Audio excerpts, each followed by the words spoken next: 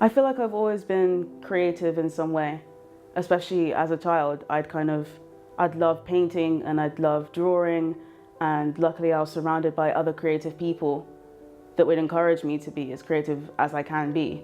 And especially my mum, who would paint the walls and do the decorations around the house, and she'd even sew curtains and cushions.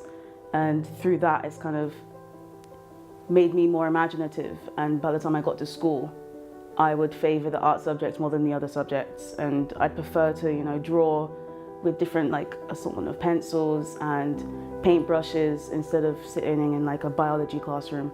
And that kind of stuck with me. So I grew up and then I decided to start taking pictures of the scenery, and I'd kind of have an eye for different colors that nature would, create. And I'd take pictures of like flowers and the landscape, and I just found that was really interesting to me.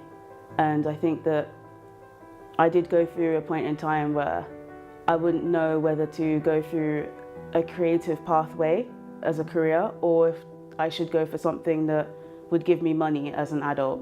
But I decided to stick with the creative route, and I started doing photography, and I take pictures of architecture because I just love the way that the geometric shapes and patterns of like different buildings would kind of contrast, and just the way that the light would kind of hit certain angles of the building. I just love the way that it looked on camera.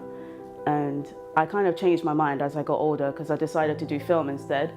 And film kind of allowed me to combine the two things that I love, which are movies and photography. And I think that the ability to kind of combine the two things that I like and create something that other people would be maybe inspired by, I think that's just the best thing.